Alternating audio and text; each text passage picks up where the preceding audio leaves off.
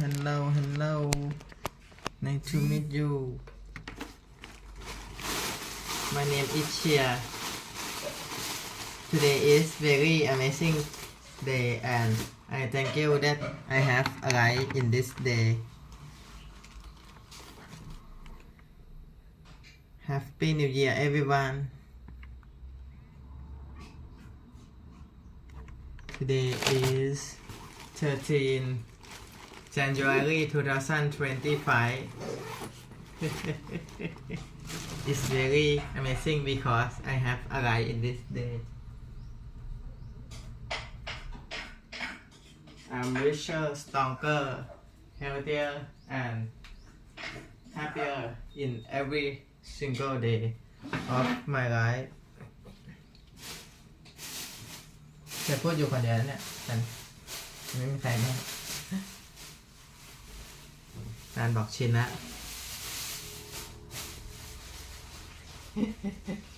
พูดคนเดียวแค่เชียร์พูดคนเดียวชินละเชฟมันก็เป็นสิ่งที่ปกติของเชฟใช่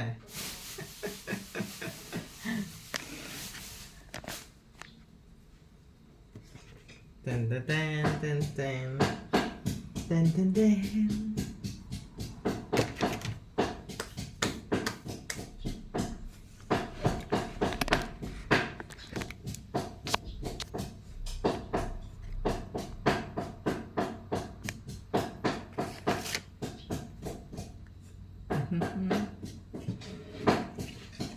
โอเค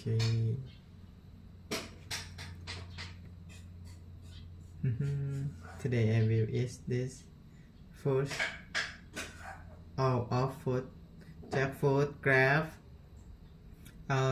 pink apple dragon fruit watermelon is a lot of I want to eat it all.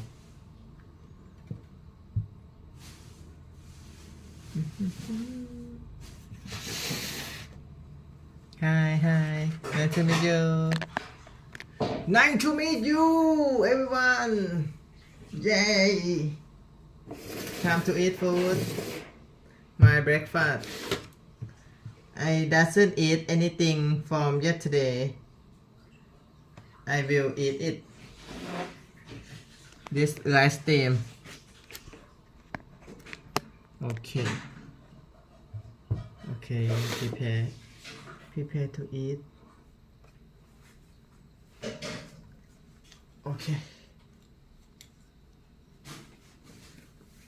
Before I eat, oh.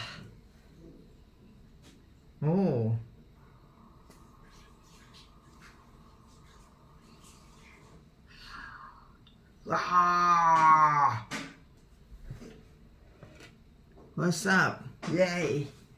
What's up, man? Yo.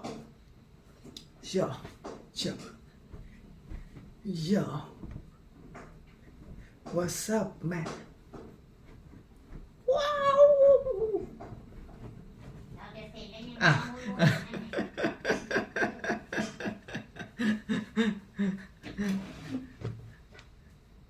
Oh, it's very handsome. Yeah.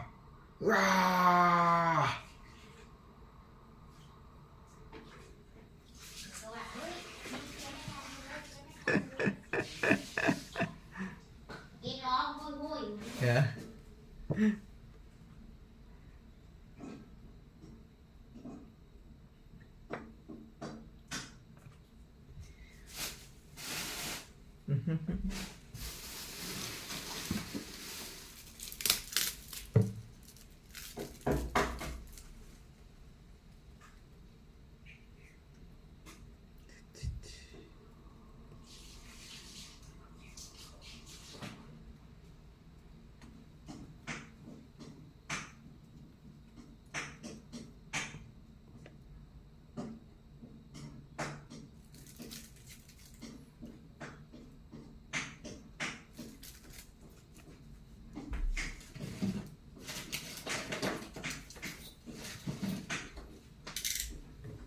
will make my nutty pudding.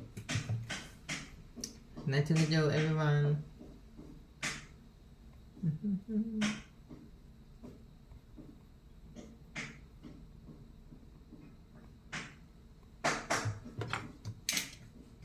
Okay, open the box.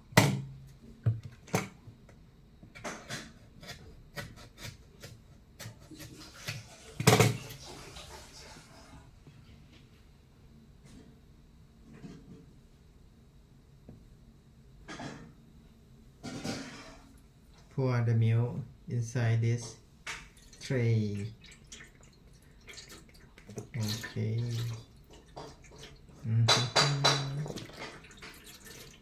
Okay, like this.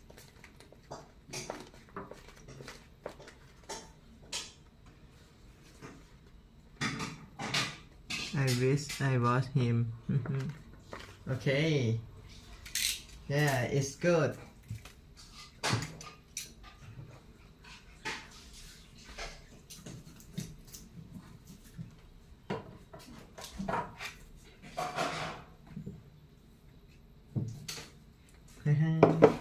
Wow. My meal.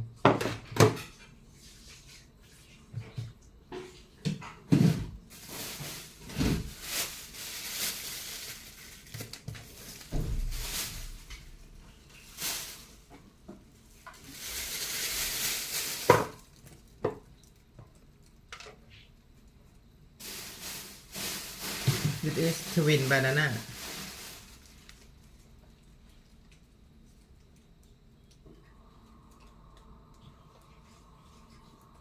I was that crazy gold guy, and my wife said, please stop talking about that. We need friends in this town. You can see where they're going. I mean, they want to do all this crazy ass shit. Yeah. Something will happen, they'll declare an emergency. Okay. This revolution is going to allow us all to rethink what is the role of government. You know, you try and save money, and you can't. They're stealing from you, as you point out. But because people don't understand how inflation of money works, they can get away with it. I think we are in an age of decentralization.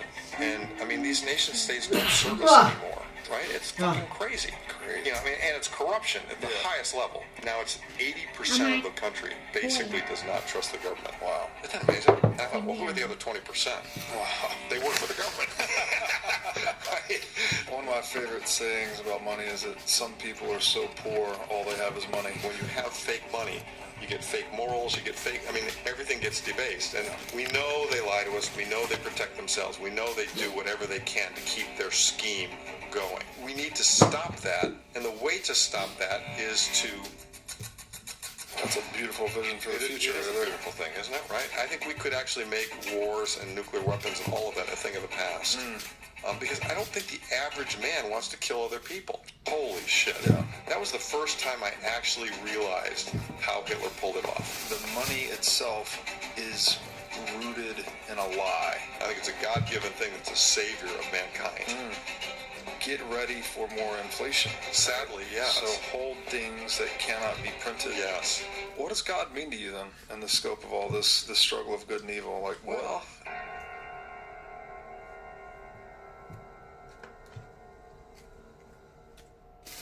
Hey everybody, welcome to the What is Money Show. I am thrilled to have you here joining me on my mission to help shine light on the corruption of money.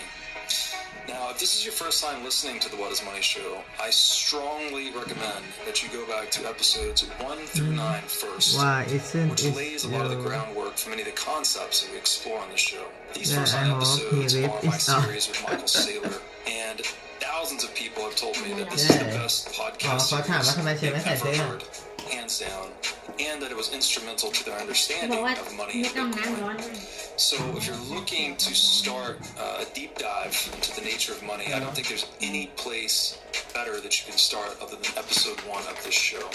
Now, a little bit about this show and how it makes money. The What is Money Show is 100% sponsor based. So all of our revenues are derived from direct sponsorships. And I strive to be very selective about the sponsors that I work with, specifically only using sponsors that I use personally, and also choosing sponsors that have values which are well aligned to the values expressed on this show, such as freedom, education, เรากินนี่ลูกนึง self-sovereignty, นะใส่ไป etc. So what I'm going to do now is a few ad reads Hey, Google right at the Hana. top of the show, and I'll do a few more ad reads in the middle. And I hope you'll take the time to listen to them, as again, these are hand-selected sponsors, and I think you'll like what they have to offer. ดมอะไร Today's เกิน podcast ไป is แล้ว brought to you by In Chop. Wolf's Clothing. Wolf is the first Chop. startup accelerator dedicated Chop. exclusively to the Bitcoin Manจะได้เอา Lightning ไป Network. 4 times มันต้องด per ม year, มันไม่ได้ Wolf มีกลิ่ brings นอะไร teams from around the Oh. world to New York City to work with like-minded entrepreneurs, pushing Yan the ang mo. boundaries of what's possible Pek with and eat. Bitcoin and Lightning. The program is designed to help early-stage companies achieve product market fit, develop their brand. I was that crazy gold guy, and my wife said, please stop talking about that. We need friends in this town. You can see where they're going. I mean, they want to do all this crazy-ass shit. Something will happen. They'll declare an emergency. This revolution is going to allow us all to rethink what is the role of government. You know, you're trying to save money. You can't. They're stealing from you, as you point out. But because people don't understand how inflation and money works, they can get away with it. I think we are in an age of decentralization. And, I mean, these nation states don't serve us anymore, right? It's fucking crazy. You know, I mean, and it's corruption at the highest level. Now, it's 80% of the country basically does not trust the government. Wow. Isn't that amazing? I thought, well, who are the other 20%? Wow. They work for the government. Right? One of my favorite sayings about money is that some people are so poor, all they have is money. When you have fake money, you get fake morals, you get fake, I mean, everything gets debased. And we know they lie to us, we know they protect themselves, we know they do whatever they can to keep their scheme going. We need to stop that, and the way to stop that is to... That's a beautiful vision for the It future. is a beautiful thing, isn't it, right? I think we could actually make wars and nuclear weapons and all of that a thing of the past. Because I don't think the average man wants to kill other people. Holy shit. Yeah. That was the first time I actually realized how Hitler pulled it off. The No. money itself 51 is people. rooted in a lie. I think it's a God-given thing. It's a savior of mankind. Get ready for more inflation. Sadly, yes. So hold things that cannot be printed. Yes. What does God mean to you then in the scope of all this struggle of good and evil? Like, Well,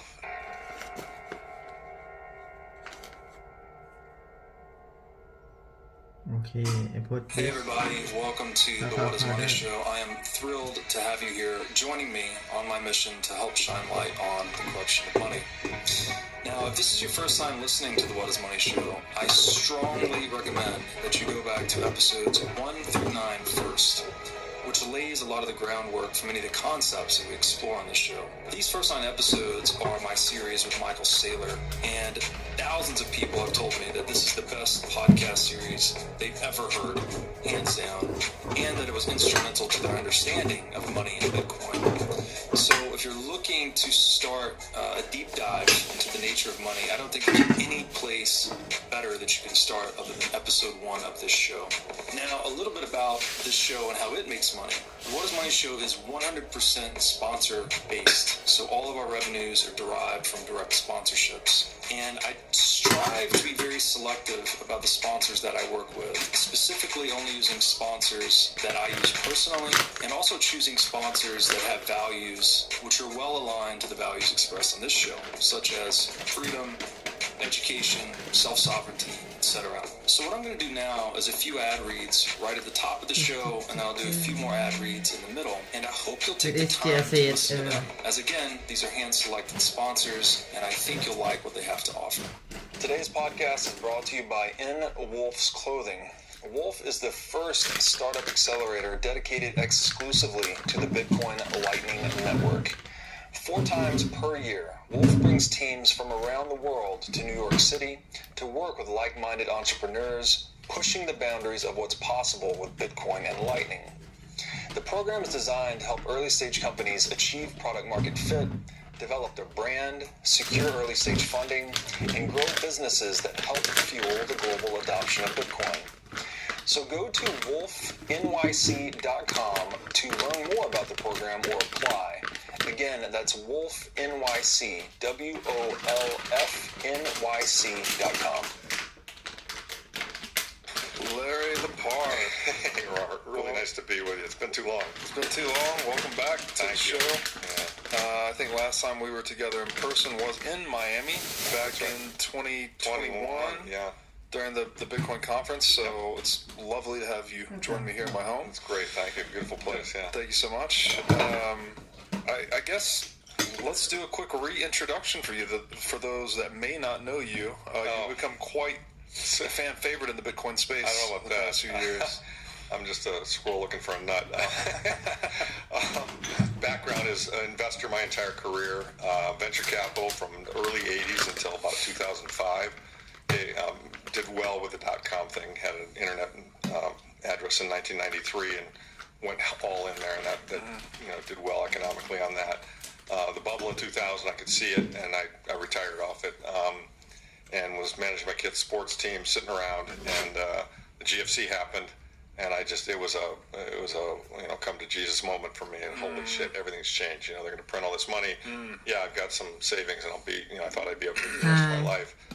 No, I'm suddenly concerned that I won't be, because they're going to debase the currency massively. So big pivot. The white paper was written at the same time. Satoshi had the same reaction. Dealt with it in a different way because he's a technologist. My reaction was, okay, what works when they print money? Gold. Studied it. In the 70s, gold and silver were the two best performing assets for the entire decade. Right. Gold was up 35% compounded, from $35 an ounce to $800 an ounce at the peak. So I pivoted and decided to become a manager of a gold fund, gold and gold stocks, got knowledgeable about those, et cetera, put all my money in, raised money, and I became a gold guy.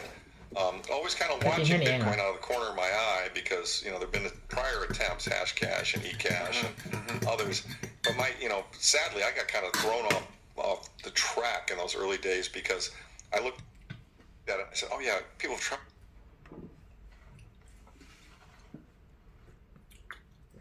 อย่างทุกวันเรากินเยอะเราก็กินวันละอย่าง What time it is now? 11:20 a.m. in the morning.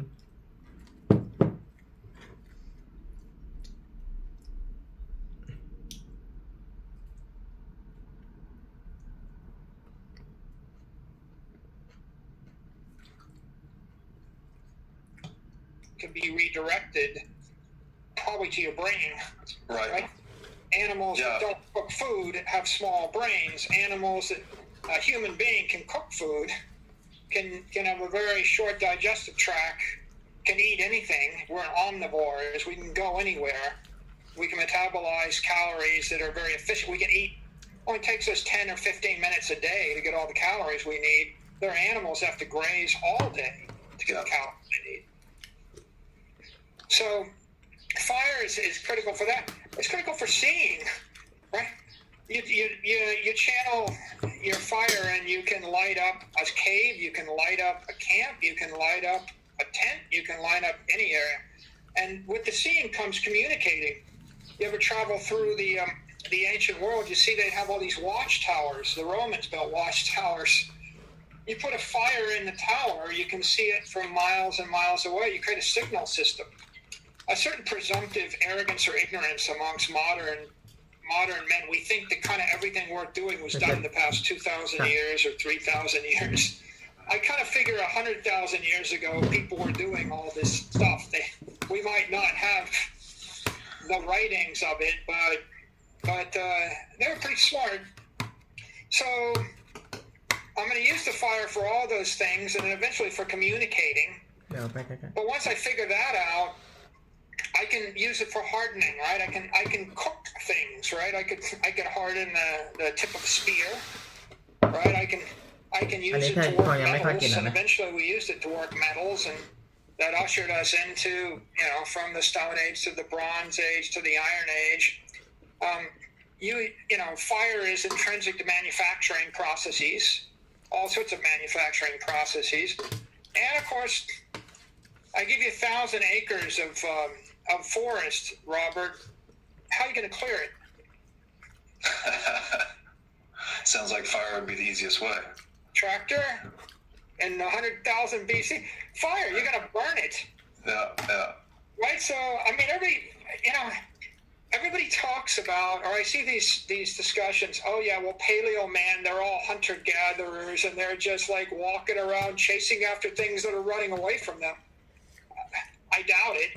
Yeah. like if I dropped you into 100,000 BC, I don't think you would solo chase after a bunch of stuff with 4 legs. I think you would start by finding a canyon and start a fire on one end and dig a trench on the other end and let a mastodon trip on it and break its neck. It's sort of life's way to take the most energy efficient strategy, right? That's why the eagle would drop the goat off the cliff and let gravity do its work, right? Instead of trying to fight it out. And it's interesting that you bring up fire, and it's almost as if we were using it to energize our strategies in the world, right? And I think, as you put it earlier, channeling energy through our intellect. And I think the one piece that maybe we didn't hit on as much is the intellect itself develops through trade and interaction, right? That's how we are more than the sum of our parts, is by cooperation. And that's sort of at the kernel of all economics, right? We have these ideas, we swap them, they become better over time, and we get to energize better and better strategies. The phrase, right? You're playing with fire. Be careful, you might get burned. อันนี้คุณ Yeah, exactly. And what makes human beings unique is, as far as I can see, they're the only animal that plays with fire. Yeah. And from the point we started to play with fire, we started to evolve at a very rapid rate. Genetically, we evolved. Intellectually, we ไม่เอา evolved. เดี๋ยวมันน่าจะมีน้ำตาลอยู่ We evolved. And we talk about the fire of truth and the fire of faith. You know, it's like, or the keeper of the แต่ไม่ flame. ใช่เหรอ You know, and the keeper of the flame really means something. มันก็หวานต้นหอม If you ค่ะ have a city, a village, a civilization, a tribe, and you've got a fire and it goes out, ปลาร้าแกง you might very well die. You don't want that fire to go ไม่เอา out.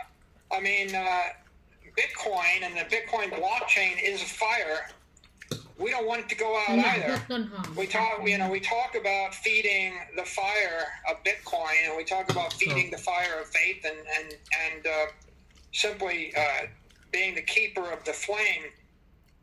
It was an old idea thousands and thousands of years ago. I suspect it's the difference between life and death for humanity for 1,000,000 years.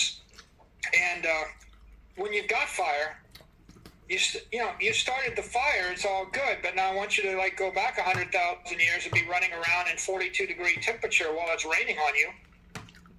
Or what happens when it goes to 20 degrees? If it's cold and you are wet and the fire goes out, you're going to die.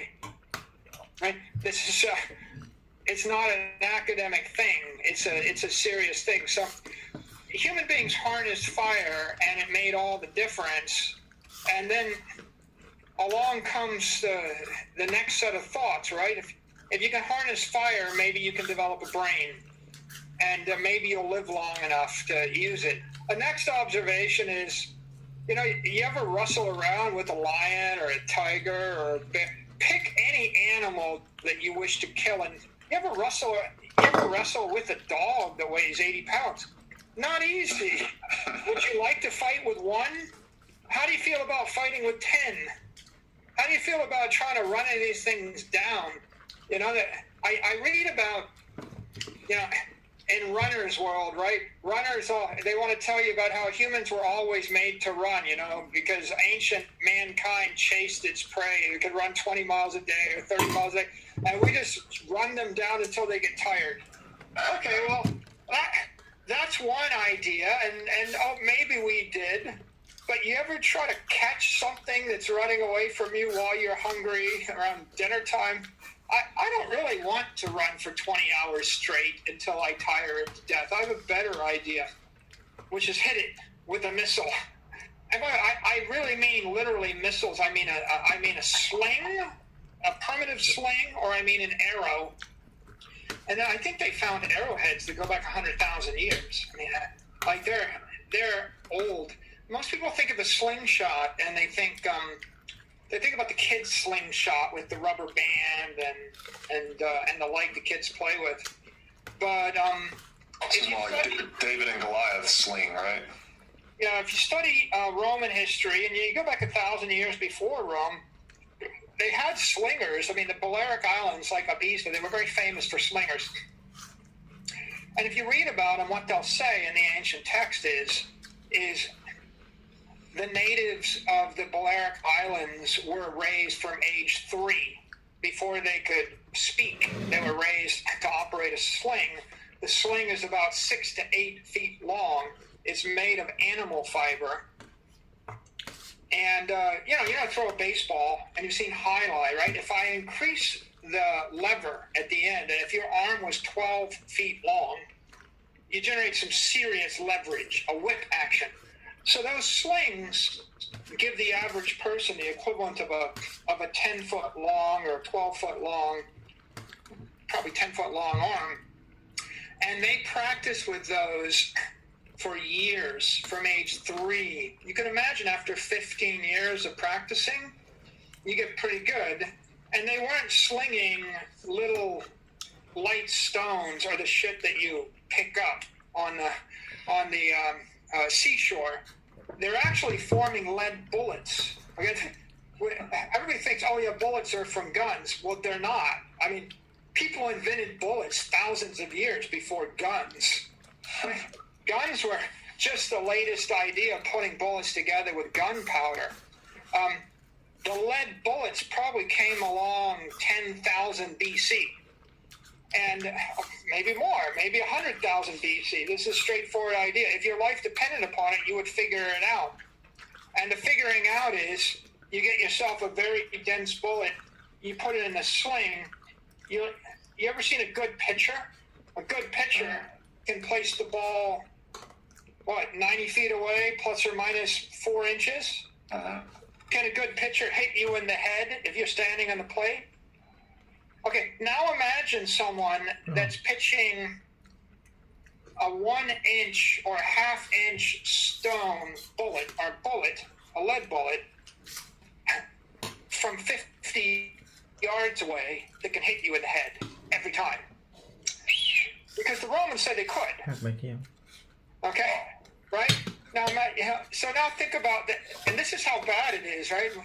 We talk about this in a bit, but to make the point, these guys could stand 100 meters, 200 meters off, and from 200 meters off, they could actually hit an animal in the head or another human being in the head.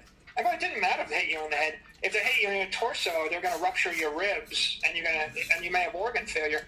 There's even stories, you know, Livy, when he writes about the Second Punic War, he writes about Roman slingers, and they sling so many of these things that they pretty much break all the bones of the galls beneath their armor. If they're wearing leather armor, their ribs are broken, and if they're not wearing leather armor and they get hit, just like getting hit with a bullet in your helmet, it may still give you a concussion. They're getting concussions. It was never a fair fight. No, try taking your 8-foot long spear and having a fair fight with a wolf or a pack of wolves. No. Up there? No. Humanity wouldn't be here if we hunted or defended ourselves using spears or using... these things, these short, close quarter swords and clubs, they're all very romantic and they film well in Hollywood movies, you know, and great gladiatorial combat because you got the two adversaries that are in the same frame. But if you go back a million years, the adversaries were never in the same frame. If you made it this far and you were a human being, you mastered the art of death from above. I mean, killed from a distance and nobody knew that you were there. It's not a modern invention. Not only would you stand back 50 meters or 100 meters, you would stand up. And by the way, you would be up, you know, at the top of the hill where you have gravity working for you. That gives you more range. You would be back. If you're really smart, Robert, like if I told you there's a bunch of whatever creatures on the plane and any one of them can eat you or trample you, Wouldn't you like to stand up 20 feet on a cliff that they cannot run up? Stand up 20 feet above them, wait for them to come by, blast them either with a sling or use a bow and arrow. And if you miss, what happens if you miss? Just load up and go again, eh? How many chances do you get? Yeah. I think. Do you run out of bullets? Right. Now, what happens if you walk down on the plain with your beautiful spear and sword with all of your buddies standing next to you and fight it out? Risk of ruin. Can never take that on. I think this is very interesting, and it also highlights another difference that we have from animals. I know that humans are one of the few animals that rely on visual acuity as their primary sense. I think it's humans and predatory birds. And then it also comes down to our dexterity, right? Our ability to handle and manipulate bow and arrow, sling, these types of missile weapons. Just sort of highlights, again, kind of the difference in us and everyone else. And those two things, too, are both intimately related with speech and thought and other tool making. So I think that's very interesting. You think about the idea of missiles, right? I need my eyes, I need my brain, I need to set up the kill zone. Oh, by the way, I left off one other observation, right? It's 500,000 years ago. You want to kill something, you're downwind from it. The sun is to your back. You're above it, and you have a missile. And hopefully you have a channel. If you really want, but it's like you really want to live. You're going to go find that spot. You're going to say, at this point in the day, the sun is going to be to my back. The prevailing winds are going to be blowing in my face. I'm going to be 20 feet up. Oh, there's a path up here, but guess what? I'm going to block that path because I don't want the bear running up to eat me once I start killing it, right? Then I'm going to make sure I got 100 missiles. And again, it's not a fair fight. And there's only two types of human beings. There's the type that figured that out, and that's your grandparents. And there's the type that were a bit sloppy about one of those things, and they didn't like it. They're gone. This all calls to mind Sun Tzu, author of The Art of War. I'm going to paraphrase there, but he said terrain is the most important aspect of any battle. It's almost like the smart general only goes into battle essentially knowing that he's won based on these preparations like you're describing, right? Sun at your back, wind at your back, high on the hill, undercover, plenty of missiles. Technologies that are dominating today, they're dominating because they're able to deliver force faster, harder, stronger, smarter. Like, if you're going to dominate, how do you deliver force harder, faster, stronger, smarter? And I could think of 100 examples in history, and they all, you tend to see those things. So if it's got the characteristic that it can be made harder, it can be made smarter, it can be made stronger, it can be made faster, there's something compelling about it. That's why digital gold is thousands of times better than gold, because you've got all those dimensions to work on. That's why the natural creature, gold is a rock, a bear is a bear, a mastodon is a mastodon. They're not getting harder, faster, stronger, smarter. They're just doing what they do. Human beings are, but only because of innovation. And so missiles are just a tool, but they're illustrative. Fire is an energy network, an energy source. It's a battery, an energy source, and you can deliver it in a certain way. And then that takes us to hydraulics, which is power from water, and water is a network. And we talk about elemental forces, fire and water, right? Well, you ever look at the ocean and what the ocean does, right? Wave action is incredible energy. But Another source of energy is buoyancy. อันไหนมาก Right? ดี I take. อันนี้ You ever try to pick up a 2,000 Maybe pound you weight need and to Might carry it check on your it back. back up a เอาแค่ hill, นี้ป่ะ or just across? อันนั้นเดี๋ยวเป็นไอ้นี่ 2,000 ไว้สำหรับ pound weight ซื้ออะไร on a, on a carriage. ก็ดูกันอันนี้ Put มั it น on the back of พอ a สมควร donkey, นะ drag it on skids. Problem, right? In this particular case, can't be solved with fire. We can't easily burn it. On the other hand, if you needed to move 2,000 pounds, you put it on a barge, you put it in the water, and the water pushes back 2,000 pounds, and I can push it with one hand. And this is the mastery of hydraulics is fascinating. I went to MIT. MIT's mascot is a beaver. And we have rings that have the beaver on them, and they talk about, why are you the beavers? And the answer is the beaver is nature's engineer, and the beaver is this, nearsighted, short, waddling creature. It shows up, looks around, sees the water flowing, and what? It can just be, I don't know, bobcat bait or whatever, or bear dinner, or it can do something about it. And what the beaver does is just pretty unbelievable. The beaver starts chopping down trees. But first the beaver figures out where to chop down the trees. Then the beaver chops down the trees. Then the beaver turns the trees into a dam. Then the beaver, it channels the river into the dam, creates a pond, floods the pond. It's like it's reading the terrain. After it's got the pond, it creates a lodge in the middle of the pond with an entrance underwater, and then it creates its life in that lodge. That pond, water is elemental to life, and that pond creates a vibrant ecosystem, and in that ecosystem, lots of things grow. Yeah.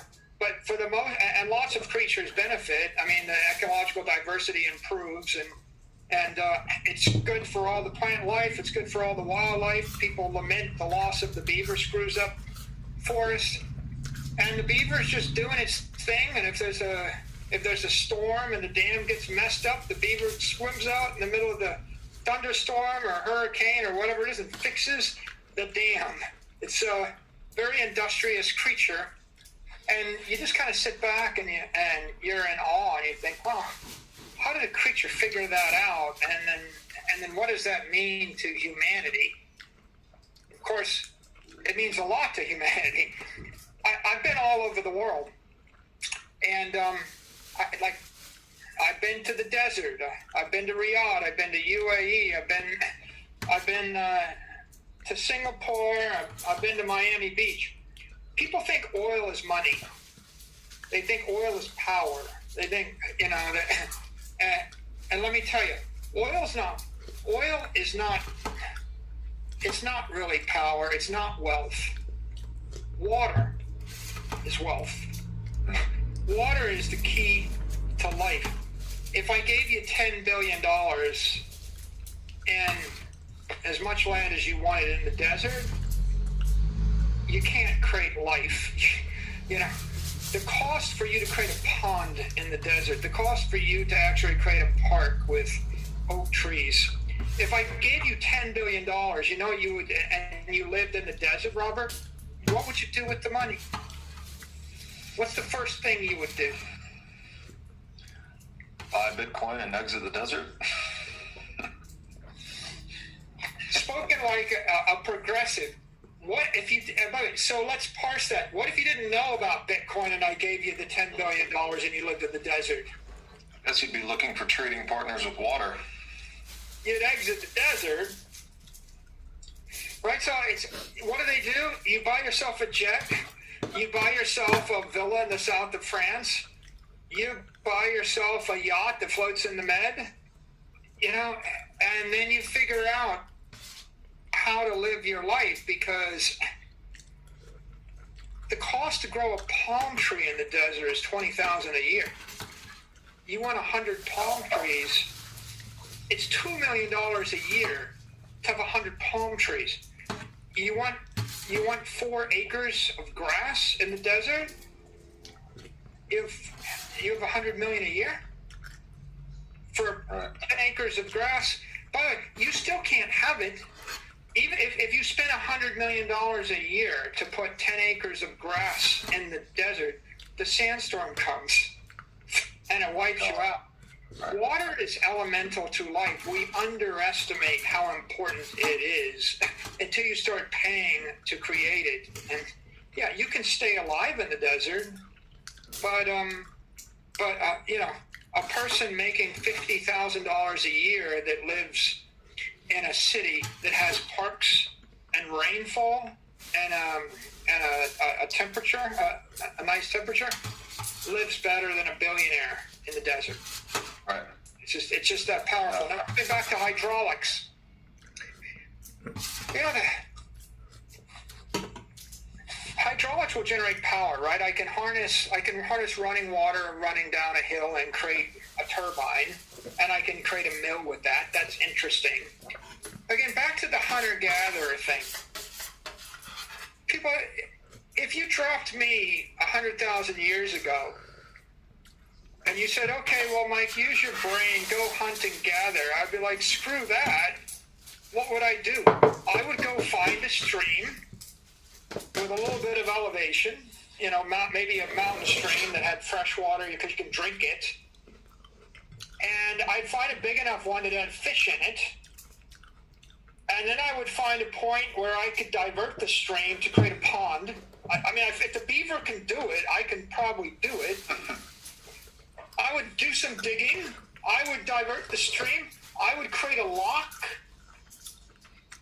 And at that point in the year when the salmon or whatever are running, I might just flip that lock and I would actually divert the stream into my pond and create myself, you know, maybe it's a 100-foot wide pond, maybe it's a 20-foot wide pond, maybe it's a 300-foot wide pond. Maybe I waste a lot of the water. I don't care. There's infinite. And I would let 500 of those little fishies get trapped in my pond. I'm not chasing after them with this stick like in Blue Lagoon. I'm not, like, there's no such thing as a fair fight. I'm not fishing with the hook. You know, my idea of fishing is with dynamite. I'm going to blow up everything in the lagoon, and I'm going to walk and pick up the fish. But in the absence of dynamite, I'm just going to divert the water. What's the flow rate of water? How many fish swim by you? I want them all. Put them in the pond. Then what do you think I'm going to do? I'm going to go pull out one a day, and I'm going to let the other fishies swim around. And if the winter comes and the pond freezes over, that's okay. I'm going to chip a little hole in the pond, and I'm going to walk out every day, and I'm going to reach in and grab my fish. I'm going to eat my fish, and I'm not chasing after stuff. When you chase after stuff, you twist your ankle, and if you break your ankle, you're dying. Right? You chase after stuff, and then a wolf pack catches you from behind, or you piss off an angry mastodon. So hydraulic power, it's the water. It's going to bring you something to drink. It's going to bring you something to eat, right? By the way, maybe if I'm worried about the little creepy crawly creatures or whatever, I'm going to dig a trench around where I live, and they're going to have to cross the water to get to me. Yeah. Right? Maybe I'll use water, a moat. Right. You know, if I live on a seashore, I'm going to I'm going to find a natural tidal basin, and in that tidal basin, I'm going to let creatures crawl in. You ever watch? Yeah, I went to Maine once. You ever watch crabbers, right, or actually lobstermen? I've seen it on TV, so never in person though. Okay, well, so if you don't know anything about lobstermen, you think, oh well, these are guys out hunting lobster with a trap. Okay, when you go watch the lobstermen operating, you realize they're not hunting lobster. They're not catching lobster. They're farming lobster. Okay? Big difference. They drop the trap, and they'll put a trap. They'll put some kind of herring or something in the trap that the lobster wants to eat. They drop it. They put 10 of those cages down. And they wait. Lobsters are lazy. Lobsters crawl into the cage. They grab the food. They get stuck in the cage. They pull the trap up. They find a big lobster, they keep that one. They find little lobsters, they throw them back in because they need them to keep growing. They're creating agriculture to feed the lobster. The lobster's living in happy lobster hotels entire life. It's not so bad, Rob. If I said to you, I'm going to give you like free room and board to age 70, and then I'm going to eat you. Well, not so compelling. Not so compelling. But if I said to you, Robert, I'm going to give you free room and board until you're 750 years old, and then your life is going to end. Or you can make it on your own, and you'll suffer a horrific death being eaten up by a barracuda at age 35. You might think it's not so bad living, in your lobster hotel 10 times longer than you would live naturally. It's not like these lobsters would have made it very far. They're liking it. They're domesticated lobsters. Right. Nature tends to pursue the most energy efficient strategy available to it, right? Whether you're the eagle dragging the baby goat off the cliff, or you're the lobster enjoying the lobster hotel, or you're the man diverting the stream to capture a bunch of salmon, you have a tendency to want to do the least and achieve the most, right? It's kind of the nature of productivity itself. I'm channeling energy. And not wasting any in the process, as efficiently and usefully as possible. The pyramids got built 2,000 years before Cleopatra and Caesar. How'd they haul it up there? And some of them